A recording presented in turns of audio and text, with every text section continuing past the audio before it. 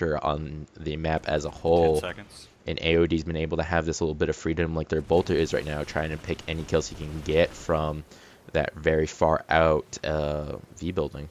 Match complete. And That I is the end. think that comes down to practice. As we were talking about earlier, if you don't really know the map, you're kind of nervous, you don't really know what you're going to do, and if your whole team doesn't really know what they're doing, they're just going to start going off on their own and getting picked off. Definitely. So we get the score up on stream for the end of the full match, and you'll be able to see the complete breakdown. So if you had to say one player on each team who really was able to carry their team through the both these rounds, who would you say for AOD? 262. Honestly, he doesn't have the highest score, Dead but I would still go Thank you with for playing. Hunquile. Good light assault on Pale Canyon. If you are able to get roof control, just completely messes with any sort of positions that you can take. If Definitely. I were to go with the other team, I'd have to look at scores. I guess I'd have to go with Caustic, because he's the only one who's positive. Yeah, definitely. Alright, I'll be bringing the team captains in. All right.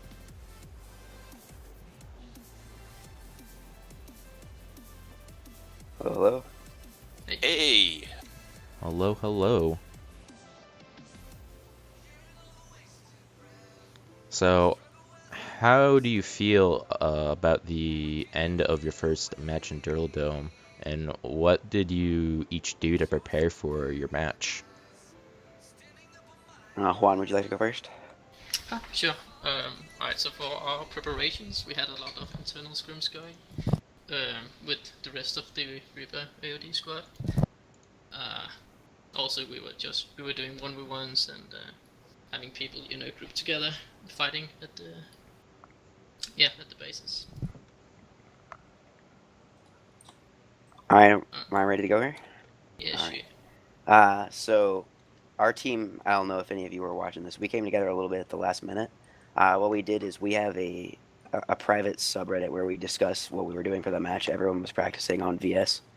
I picked VS because I knew no one else was going to pick it, which means we're the same team for every match, or the same faction, which means that you know exactly what you're practicing for before you go in, before factions are picked. So we've all been playing on VS since the team came together, and we're ready for the next one, whatever that ends up being. So, halftime, how much did you guys practice together as a team on either Jaeger or Test before the match? Not as much as we should have. We were earlier today coming in and playing together. I honestly wish we had done a little bit more. The main problem is I wasn't able to schedule it with other people, not because they weren't willing, but because I was busy last night, and that was the main time we could have done it. And I wish I had organized it a little bit sooner. Well, Yeah. stuff comes up, but what I noticed a lot of was AOD was moving as a group. They were getting those 2v1s or those 3v1s, Absolutely. and that's something that comes with practice. Yeah. AOD has something of an advantage in that they all play together with each other on live pretty regularly. Sure. You guys are going to need a lot of practice to overcome that advantage that a lot of other groups besides AOD have. You. All right. Thanks for the advice. So, what was Thanks it for playing. like to be the Dead Ringers in both of these rounds? Because in the first round, you got within about 20 points of AOD, and then in the second round, you were actually able to get the full 4-minute cap on the base and then hold the cap for the remainder of the match. So, kind of just bring me a little bit of through your thought process on that, or what was it your team thinking going through that? I honestly think we put a little bit too much value on capping the base, and that's mostly my fault because I was in charge of the group. But you're used to playing on live, and I don't know if you guys play like this, but I always try to cap bases, and I don't know. I don't think I adjusted my strategy enough to compensate for that in this, to be completely honest. I you don't really see how much more valuable kills are than captures in this until you actually play a match, because that like what was the end score approximately on their side? The score was 325 of them, but I think it might have been 345 because of the 2 neutral caps they got, and then your Okay. team got 262. So anyway, let's say it's 345. So out of that, what 20 were from capping the base, and then 325 are from the kills. It's like it's not really a as much of a valuable thing capping the base as I would have expected, and we tried to adjust for that a little bit the second round, but I don't know if I really did enough work there. There was definitely a pretty big change in the second round. You guys did way better in the second round for a while, actually. Yeah, we also did end up losing by more the second round if I remember correctly, score wise. Well, it's not always just about the result. It's about how you get the results. Yeah, that's true. I was happier with our play the second round. It just wasn't really reflected in the score for that one. Yeah, but we got for sure kind of irritated second round. We couldn't really get our team play together. We were just running in solo most of the time. So you were much better at setting up in the second round. Something I also noticed that both of you actually did from the Southern Sunday. In the past on Pale, we've seen teams sit there and launch rockets at the team from the Northern Sunday as they're coming out. Neither of you guys really did that. Was They actually that planned? they did. Yeah, you guys did it second round. We didn't really, and I think that's in part my fault because I didn't prepare my squad to.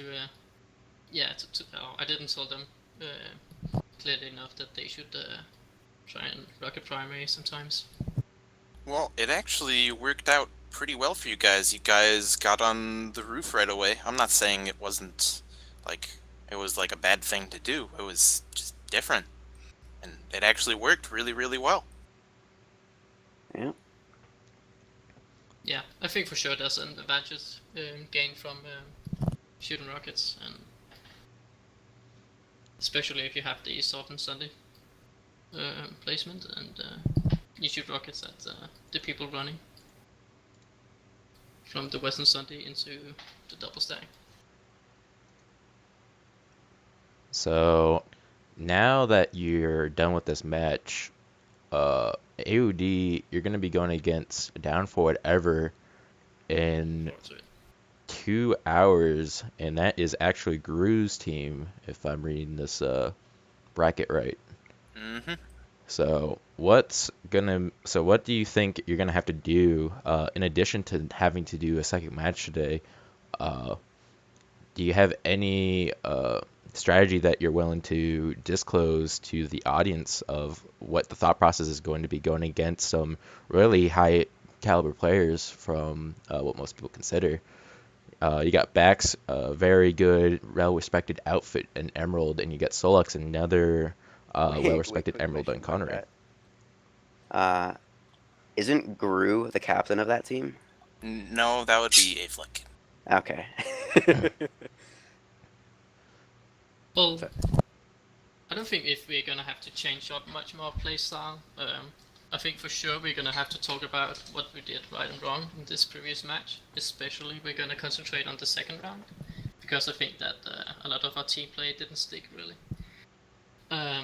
So we know that we are gonna go against some good shooters next match. So we are gonna, try to play even more team coordinated. I think that's our strength right now because we, as you said earlier, we had a lot of people who have played together for a long time. So stacking up and peeking doorways together and such. I also think that we are gonna try and use our utility more of grenades and conks and such.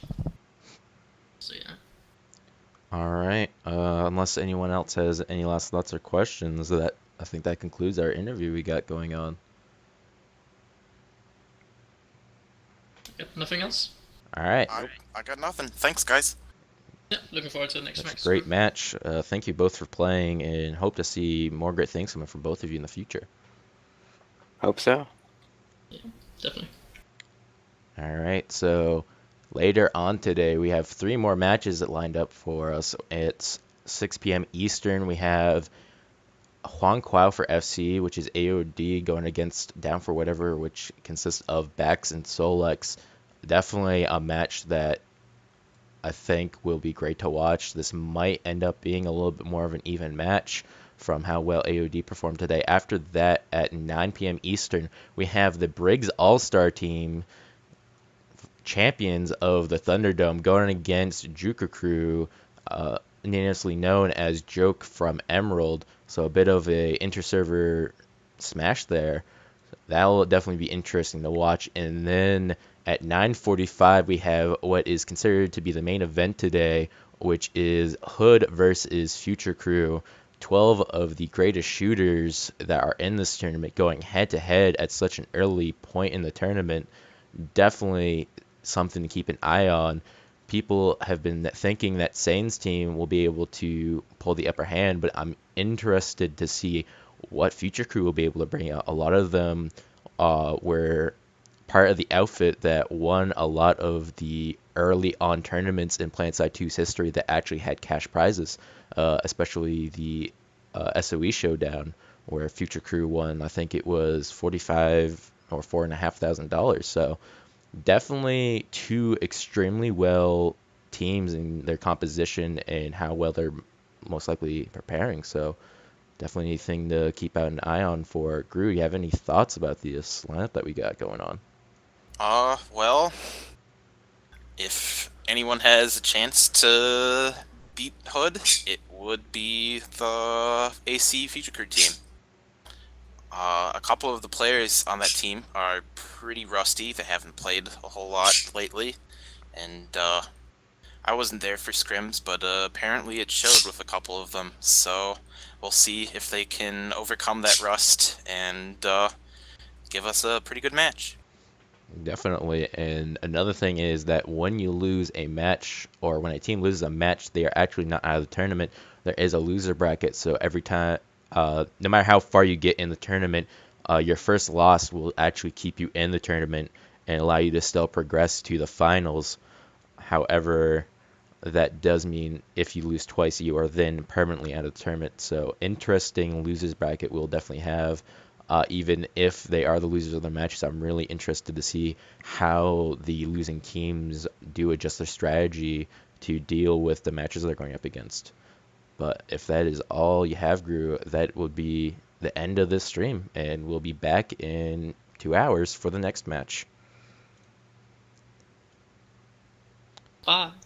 All right, bye everybody. All right, I'm out. See you later.